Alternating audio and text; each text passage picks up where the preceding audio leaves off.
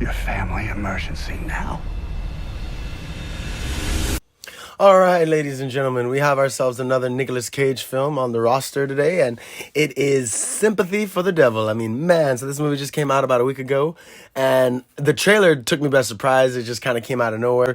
But yeah, this movie was ridiculous, right? So it stars Nicolas Cage and Joel Kinnaman, and they respectively play the passenger and the driver. Joel Kinnaman is on his way to the hospital because his wife is about to give birth, and when he gets to the hospital, Nicolas Cage just gets into the back seat of his car and just points a gun at him and he's like, drive. And it's like, the fuck? And now, this is why I don't have fucking four-door cars. You know, this is why I don't like Ubering and shit, because I don't know who's gonna fucking get into my car. I don't want random people up in my shit, you know?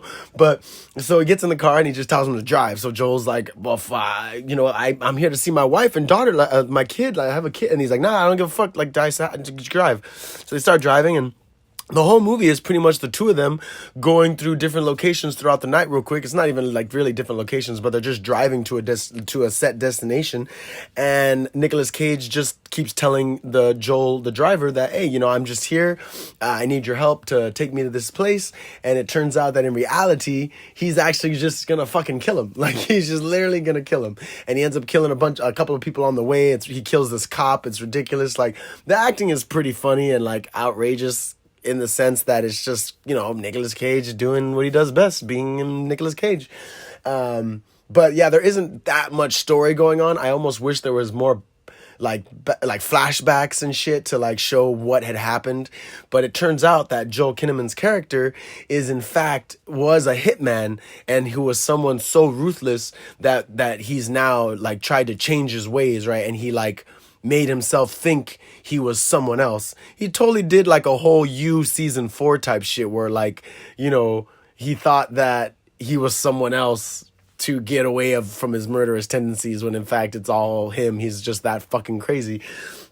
That's pretty much what happened. Joel's character was so fucking crazy that when it turns out that he killed Nicolas Cage's character's wife and daughter because they had saw some shit. Because Nicolas Cage is like apparently like we'll say he's like a mob boss, because they don't really tell you that much, but we'll assume he's a mob boss. His wife saw some shit happen that she shouldn't, but because it was his wife, he wanted, you know, everything was gonna be okay. But unfortunately, she did not.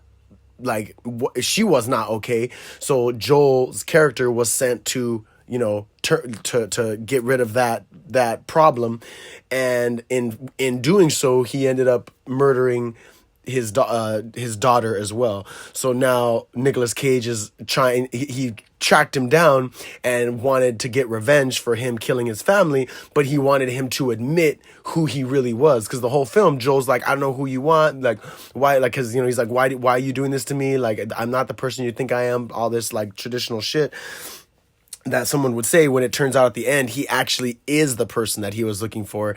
And it's just, I mean, it is kind of cool, but like I said, I wish they would have given more backstory. I wish they would have more flashbacks to Joel's past, or flashbacks to Nicolas Cage being the mob boss and his wife, or whatever. Like, it would have been a lot better than just having it all said, because Nicolas Cage ends up telling him through like a story, and it's so cheesy. But I mean, I just like Nicolas Cage as an actor and as a person, so I was behind it. But at the same time, I'm like, he could have done a lot more to like really pad out the story and show it like as more of a complete story than kind of like a lot of pockets, you know?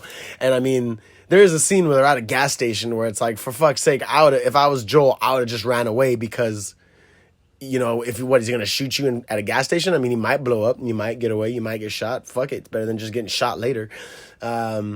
But yeah, it was still a fun movie. It's not that long. It's pretty short, but I would definitely suggest it if you just want to sit down and, you know, turn your brain off for a bit and chill on some snacks and, you know, drink something. Definitely take some shots every time Nicolas Cage just does something weird. Just take a shot, and I'm pretty sure you'll be fucked up by the end of the movie. You'll be fine. But yeah, Sympathy for the Devil. Definitely enjoyed it.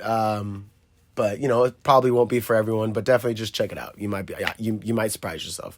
But this has been Ghost in the Craig. Thank you so much for tuning in. Like, share, and subscribe. And I'll catch you guys on the flip side. Peace. And again, don't you fucking get in my car, because I swear to God, I will definitely fucking jump out. Nah, fuck that. I'd probably like try to fight them and be like, get the fuck out of my car. I don't know. I'd probably be the one to get shot. God fucking damn it. That's rude. You interrupting me. Don't.